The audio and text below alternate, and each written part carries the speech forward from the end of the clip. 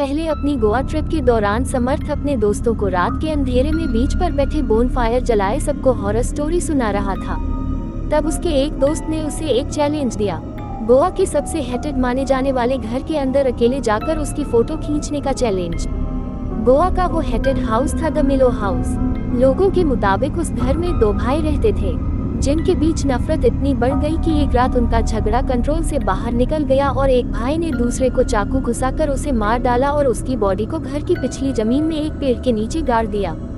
कहते हैं कुछ समय बाद दूसरे भाई की भी मौत हो गई। लोग मानते हैं कि जिस भाई की मौत उस घर में इतनी बेरहमी से हुई थी, उसकी भटकती हुई आत्मा ने ही अपने भाई से अपना भयानक बदला लिया था। कुछ लोग ये भी कहते हैं कि उन दोनों का झगड़ा कभी खत्म ही नहीं हुआ और उनकी आत्माएं अभी भी वही कैद हैं।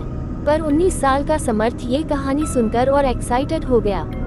उसने हंसते हुए अपने दोस्त का चैलेंज एक्सेप्ट तो कर लिया, लेकिन उसे बिल्कुल अंदाजा नहीं था कि वो एक ऐसी खौफनाक जगह पर जा रहा है जहां मौत उसका इंतजार कर रही है। समर्थ अपनी स्कूटी लेकर अकेला उस घर के रास्ते पर निकल गया।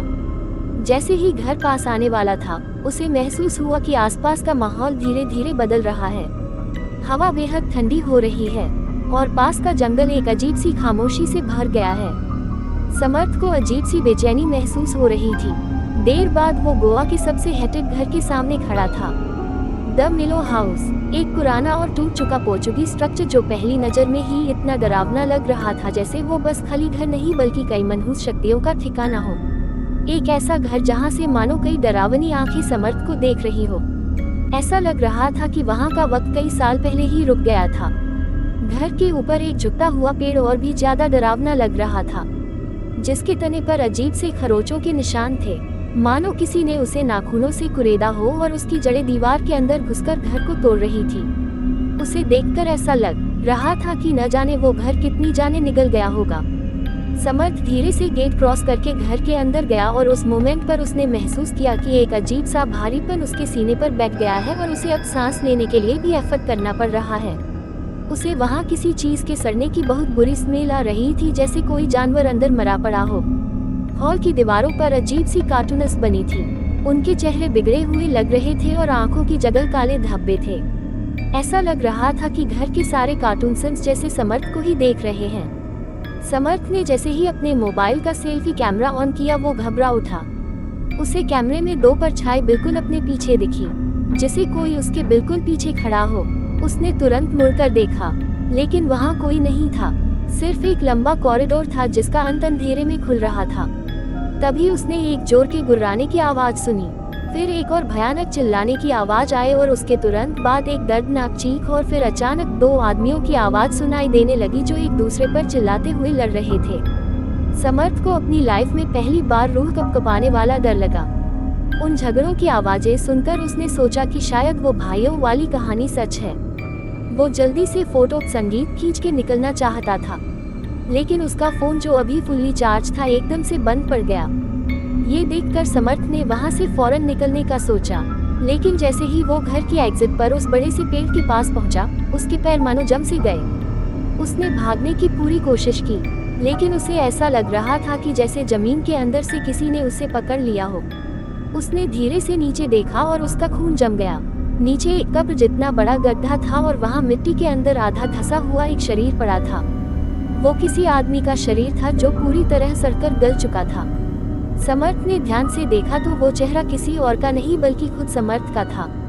ये देखकर समर्थ की सांसें मानो रुक सी गई और उसके दिमाग ने उस बात को तुरंत मानने से इनकार कर दिया, लेकिन उसकी आंखें वहाँ से हटी नहीं रही थी। तभी उसे फिर से वही गुर्राने की आवाजें सुनाई देने लगी। उसने पीछे देखा तो इस बार दो आदमी आपस में लड़ रहे थे।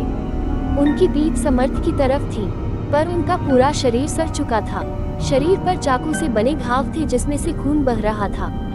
समर्थ काफी घबरा चुका था क्योंकि उसे समझ आ गया था कि यह वही दो भाई हैं जो सालों पहले मर चुके थे।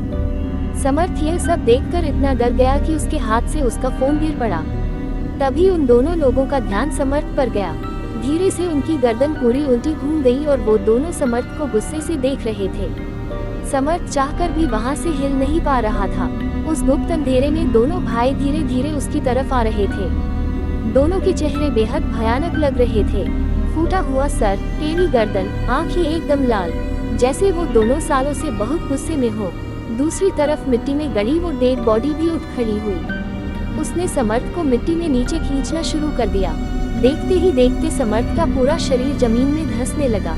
समर्थ चिल्लाया और पूरी ताकत लगा दी, लेकिन उसकी सांस टूटने लगी और धीरे धीरे उसकी आंखों के सामने अंधेरा छाने लगा। जब समर्थ कई घंटों तक वापस नहीं आया तो उसके दोस्त टेंशन में आ गए। वो फौरन समर्थ को ढूंढते हुए निकले। जब वो डिमेलो के उस हेटेड हाउस पर पहुंचे तो सुबह के 5:30 बज रहे थे। सूरज ऊपर आ गया था और रात का अंधेरा धीरे धीरे हट रहा था। उन्होंने देखा कि समर्थ घर के बाहर मिट्टी में सना हुआ पड़ा है। सबने मिलकर उसे बाहर निकाला। समर्थ की सांसें अभी भी चल रही थी। कुछ देर बाद जब समर्थ की आंखें खुली तो वो अपने दोस्तों से घिरा हुआ था। उसने पानी पिया और वो अब होश में आ चुका था। उसे यकीन ही नहीं हो रहा था कि वो जिंदा है। उसने पूरा किस्सा अपने दोस्तों को बताया, लेकिन किसी को भी उसकी बातों पर विश्वास नहीं हुआ। उन्हें लगा कि यह सब समर्थ का वहम है। उस घर से निकलते समय जब समर्थ ने फाइनली पीछे मुड़कर देखा तो इस बार उसे क्लियरली दिखाई दिया कि उस घर की विंडो से वही दो भाई सीधे उसकी तरफ ही देख रहे हैं। समर्थ उसी दिन गोवा छोड़कर चला गया, लेकिन वो आज भी उस भयानक मंजर से कभी उभर नहीं पाया है। आपको क्या लगता है, गोवा का डिमेलो हाउस क्या सच में हॉन्टेड है? अगर आप ऐसी कोई हेटेड जगह के बारे में जानते हैं तो हमें कमेंट्स में जरूर बताएं।